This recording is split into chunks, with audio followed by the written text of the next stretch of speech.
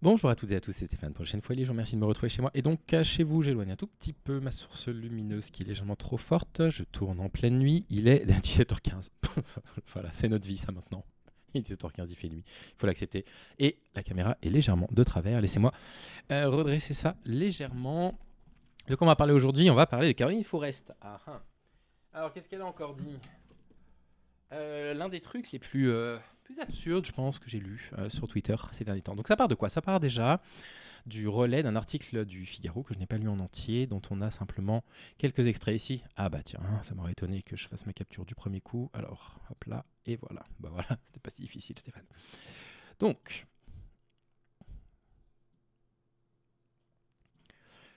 un article du Figaro qui titre ceci: les gens ont peur, c'est l'omerta au monde, un malaise grandissant sur le traitement d'Israël dans le journal. Alors qu'est-ce qui se passe? Eh bien ce qui se passe, c'est qu'il semblerait qu'au journal du Monde, il y ait quelques pressions pour forcer les journalistes à présenter le massacre qui a lieu sous nos yeux à Gaza depuis désormais 1 an et 2 mois déjà, et de le traiter du point de vue des victimes, du point de vue des Gazaouis. Et ça ne leur plaît pas. Et on commence tout de suite avec une accusation qui est une accusation assez grave, une accusation de partialité, puisqu'ils disent le cas de Benjamin Barth, rédacteur en chef adjoint du service international, marié à une activiste palestinienne, donc son truc qui ne peut pas faire son travail parce que sa femme est une activiste palestinienne, enflamme la rédaction alors que le quotidien fête ses 80 ans. Plusieurs journalistes dénoncent un climat délétère. Bref, bon, grosso modo, commençons déjà juste par analyser ça avant d'aller voir ce que Caroline Forest a tweeté. Vous allez voir, c'est très drôle. S'il y a des pressions actuellement dans un des plus gros journaux de France, Le Monde, des pressions pour forcer du coup leurs journalistes à traiter l'actualité d'un seul point de vue. S'il y a des pressions pour forcer leur ligne éditoriale, quels que soient, on va dire, les sujets, en fait, ça n'est pas normal. Quels que soient les sujets, même si c'est des causes pour lesquelles on pense être juste, à savoir présenter le conflit du point de vue des victimes. Ça n'est pas digne d'un travail journalistique, ça n'est pas digne du tout d'un journal sérieux. Il ne devrait pas y avoir de pression sur les journalistes des rédactions pour pouvoir traiter des sujets qu'ils désirent traiter et de l'angle qu'ils souhaitent apporter. Ça n'est pas normal et il faut le dire, même quand ça va dans notre sens. Safran, tu es très collant ce soir, pourtant tu as eu ta dose de câlin quand je suis rentré. En revanche, on aimerait bien évidemment que les personnes qui s'offusquent du fait que Le Monde demande à ces journalistes de tenir une ligne éditoriale, on aimerait que ces journalistes-là s'offusquent également de tous les autres journaux qui forcent les mêmes sempiternelles lignes éditoriales. Et typiquement, je vous avais, quand Caroline Forest est à Franc-Tireur, et à Franc-Tireur, vous avez tout le temps les mêmes arguments contre le wokisme, pro-laïcité, machin, sur lesquels on ne trouve pas réellement de pluralité de parole, ou assez peu, finalement. On aimerait poser la question, est-ce qu'il y a peu de pluralité de parole parce que vous demandez à ce qu'il y ait, je ne sais pas, des lignes éditoriales précises, ou est-ce que c'est simplement parce que vous avez choisi des journalistes qui sont toujours d'accord avec vous? Et dans ce cas-là, il faut aussi questionner la partialité de l'information qui peut être donnée dans d'autres journaux. Et d'ailleurs, elle le reconnaît, Caroline Forest. De façon assez honnête, le début est plutôt honnête de sa part. Donc voilà, est-ce que on tient les mêmes propos pour les journaux qui ont passé une année quasiment complète à se mettre du côté de l'État d'Israël et qui retournent soudainement leur veste depuis que Benjamin Netanyahou est considéré pour ce qu'il est, à savoir un criminel, puisqu'il est recherché pour crime de guerre, puisqu'il est recherché, vous le savez, puisque il peut être arrêté sur un certain nombre de territoires dans le monde, puisqu'un mandat international a été émis à son encontre. Et là, d'un seul coup, c'est plus la même chose. D'un seul coup, petit à petit, les discours deviennent un tout petit peu plus nuancés. D'un seul coup, on fait un petit peu plus la place au sort des Gazaouis. Usul et Lumi l'avaient très bien traité, d'ailleurs, dans le sujet qui parlait de la façon dont les médias parlaient de cette crise, en disant, sur le service public, sur France 2, petit à petit, ils commencent à laisser la place et à donner la parole aux Gazaouis, et à mettre des noms sur les victimes, ce qui n'était pas le cas avant, etc. Et là, ce renversement est de plus en plus important depuis justement ce mandat d'arrêt international qui a été émis par, je crois, la Cour pénale internationale, me semble-t-il, mais peut-être que ce n'est pas ça, je revérifierai. Et donc, on aimerait savoir si on émet les mêmes critiques sur les journaux qui ont tenu la même ligne éditoriale pendant longtemps. Sauf que de ce côté-là, en fait, on peut pas. Parce que de ce côté-là, ce seraient des propos honteusement antisémites. C'est-à-dire que de dire « Ah ouais, mais comme c'est des juifs ou qui sont mariés à des juifs, ils tiennent ces propos-là », ce seraient des propos jugés antisémites. Et ce seraient des propos profondément antisémites. Mais dans l'autre sens, ça pose aucun problème. Ça pose aucun problème de dire « Ah ouais, mais le rédacteur en chef adjoint, il est marié à une activiste palestinienne. Donc, il y a une accointance, machin. Heureusement que ce type d'accusation aujourd'hui ne fait pas trop scandale dans les médias et qu'ils peuvent encore se permettre ce genre de choses. » Bref. Qu'est-ce qu'elle tweet là-dessus, Caroline Forest? Quelque chose d'assez amusant. Elle dit « La neutralité du Monde n'a jamais existé ». Le Monde est un journal de gauche, qui s'est toujours revendiqué de gauche. Certains assument, d'autres le masquent. Ça, c'est vrai. il faut assumer, si vous avez une ligne éditoriale, si vous décidez de faire une ligne éditoriale de gauche, il ne faut pas prétendre que vous êtes strictement neutre. Vous avez le droit d'avoir un point de vue de gauche sur certaines choses. Maintenant, le Monde n'est pas non plus notre grand modèle de journaux de gauche engagés, radicaux, etc. Enfin, je veux dire, bon, voilà quoi. Enfin, je veux dire, c'est pas... Enfin, vous voyez ce que je veux dire, quoi. C'est pas Blas, quoi. Le Monde fait référence, mais il a des références. Alors là, c'est très drôle. Donc, Le Monde a, lisez bien ça avec moi, une ligne catholique de gauche woke tendance NFP. Alors, les catho woke, les catho woke, ceux-là, moi je les connais pas trop. C'est vrai que c'est une plaie. Hein. Donc, les catho woke, figurez-vous qu'on va en parler. On va parler d'à quel point le catholicisme sur la chaîne Les Dossiers du Foyer. La vidéo va sortir dimanche. Ce sera le 3e dossier. J'ai hâte de vous le sortir. J'en suis à peu près 80 heures de travail dessus. L'épisode va faire 50 minutes, interminable. C'était un travail de recherche très important. L'épisode va s'appeler « À qui appartient le corps des femmes ?» Ce sera sur la chaîne des Dossiers du Foyer que je vous enjoins à rejoindre. Vous avez le lien dans la description. Donc, on va en parler justement. On va parler des catholiques. Pas des catholiques woke, parce que les catholiques woke, ça n'existe pas. Donc déjà, il y a une sorte d'oxymore ici qui est quand même amusant. Les catholiques woke. Non, mais les catholiques qui défendent, je sais pas, les transitions de genre. Les catholiques qui défendent le mariage pour les homosexuels. C'est quoi les catholiques woke, Caroline Forest?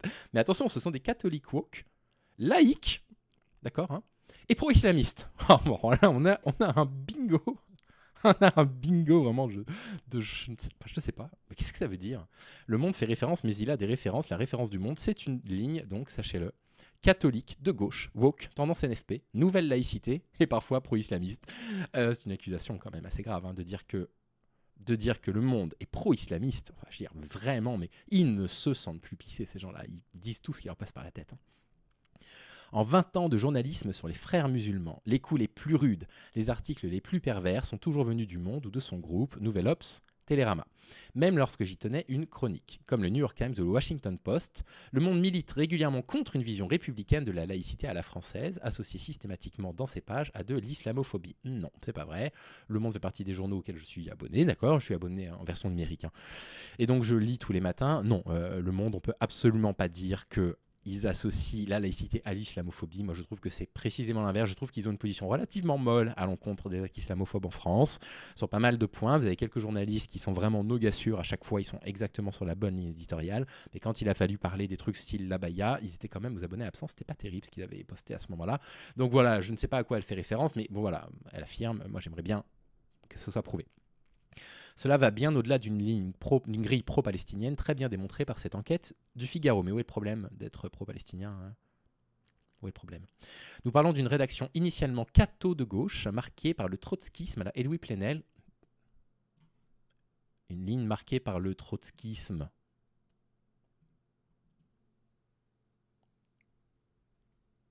Et c'est bien du coup, non? Non, oui, non, mais bien sûr, oui, non, mais c'est bien, évidemment. Non, parce que la façon dont tu l'as dit, enfin, je veux dire, vraiment, moi j'ai compris, je voulais pas d'une certaine façon, mais c'est pas. Non. Ah, bah, du coup, où est le problème? Bref, qui attire de jeunes rédacteurs tendance LFI ou Mediapart, sous la houlette d'une direction woke. Une direction woke, mais qu'est-ce que vous avez avec ça, le wokisme? Ça n'existe pas. Hein. Le tout favorise cette porosité entre victimisme et islamisme. C'est grave hein, de dire ça. Hein. Je veux dire, moi je dirais de vous, Caroline Forest, ce que vous dites là, moi je retiendrai ces mots-là, vous porterez plainte contre moi pour diffamation. Franchement, très sincèrement, dire que ce que vous appelez les woke, les personnes qui luttent pour la justice sociale, contre les injustices sociales, sont entre victimisme et islamisme, en disant d'un journal qu'il est entre victimisme et islamisme, c'est grave. Bah, moi, je ne sais même pas comment vous pouvez vous permettre ça. Avec Benjamin Barthes, pendant des années, l'islam y a été couvert par un journaliste fasciné par Tariq Ramadan. Vous avez éternisien, bon bah allez, hein, balançons. Voilà, il n'y a pas de problème. Hein. Et le christianisme par un journaliste fasciné par le renouveau charismatique Henri Tinck. Je l'ai montré dans Pro-Choix dès 2003. Voilà. Entre-temps, Tariq Ramadan, il est sorti des petites choses qui n'étaient pas sorties en 2003 qui pourraient expliquer que Tariq Ramadan n'est plus du tout défendu sur le journal du Monde. Mais bon, voilà, vraisemblablement, ça suffit à discréditer un journal entier.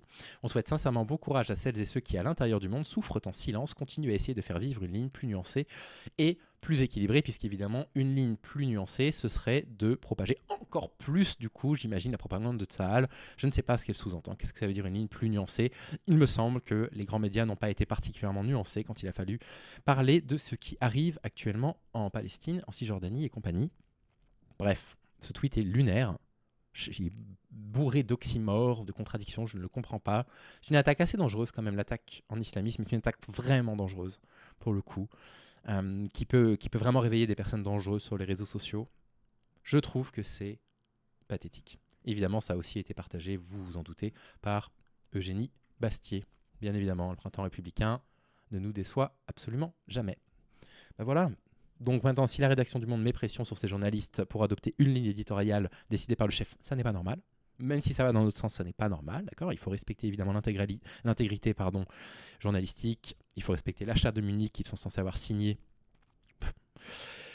Mais pour le reste, voilà, moi je remets quand même un tout petit peu en cause l'article du Figaro qui a l'air, en tout cas le titre et le premier paragraphe lisible, vraiment ça a l'air catastrophiste comme si c'était absolument dramatique au Monde. J'ai une amie qui travaille au Monde, je lui ai posé la question, elle m'a répondu que c'était quand même a priori largement exagéré, qu'il y avait des discussions apparemment effectivement en interne pour savoir comment traiter tel ou tel sujet, mais qu'elle n'a jamais entendu parler de ses collègues du Monde qui seraient sous une forme de tyrannie.